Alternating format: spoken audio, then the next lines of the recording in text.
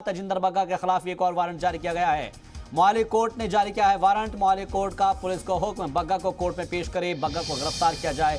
इस वक्त की ये सबसे बड़ी खबर आपको बता रहे हैं तजिंदर बग्गा से जुड़ी हुई, जहां पर एक और वारंट जारी किया गया है तजिंदर सिंह बग्गा के खिलाफ। मोहाली कोर्ट ने वारंट जारी किया है। मोहाली कोर्ट का पुलिस को हुक्म है, बग्गा को कोर्ट में पेश करे और बग्गा को गिरफ्तार किया जाए। ये हुक्म जारी किया गया है मोहाली कोर्ट की जानिब से।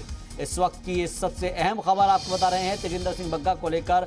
लगातार इस वक्त तो सुर्खियों में बने हुए हैं और 3 रियासतों की पुलिस आपस में उलझी हुई कल भी देखी थी, और आज क्योंकि तजिंदर सिंह बग्गा के खिलाफ एक और वारंट जारी किया गया है, जिसमें मोहाली कोर्ट ने ये वारंट जारी किया है। शोएब रजा हमारे साथ ज्यादा जानकारी के साथ इस वक्त फोन लाइन पर मौजूद है। शोएब, क्या जानकारी आपके पास? देखिए, क्योंकि पूरा जो मामला है, कल आपने देखा कि पूरा बड़ा सियासी ड्रामा भी होता रहा इस पूरे मामले को लेकर, लेकिन आज इस मामले में जब मोहाली कोर्ट में सुनवाई हुई तो मोहाली कोर्ट ने साफ तौर पर जो निर्देश दिया है, जो लिखित में भी आदेश है, वो यही है कि तजिंदर सिंह बग्गा को गिरफ्तार किया जाए और कोर्ट में पेश किया जाए, क्योंकि उनके खिलाफ मामला चल रहा है। अब देखना यही होगा कि इस पूरे मामले में आगे की जो कानूनी जो प्रक्रिया है, जो कानूनी प्रोसेस है, उसमें किस तरह से आगे बढ़ते हैं बग्गा, क्योंकि उनके पास भी कानूनी तौर पर ऑप्शन खुले हैं।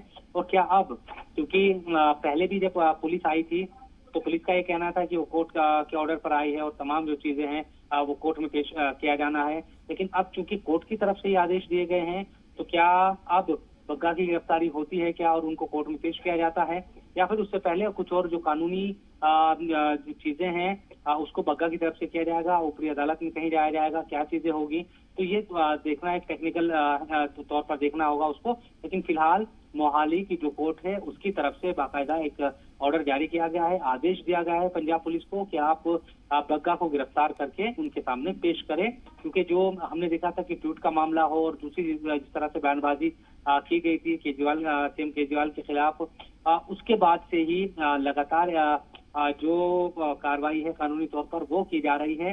लेकिन हमने देखा कि जब पंजाब पुलिस उठाने आई तो किस तरह से कुरुक्षेत्र में जो पुलिस है हरियाणा की, उन्होंने रोक लिया, और चूंकि जो बग्गा के पिता हैं उन्होंने एफआईआर दर्ज कराई थी दिल्ली में कि उनके बेटे को का अपहरण किया गया है, उनको फिर उसके बाद वापस लाया गया और रात कोर्ट में भी पेश किया गया। कोर्ट ने उन्होंने दिल्ली में सिक्योरिटी देने की बात कही गई, लेकिन वहीं पंजाब के मोहाली के कोर्ट ने उनकी गिरफ्तारी करने की बात कही है।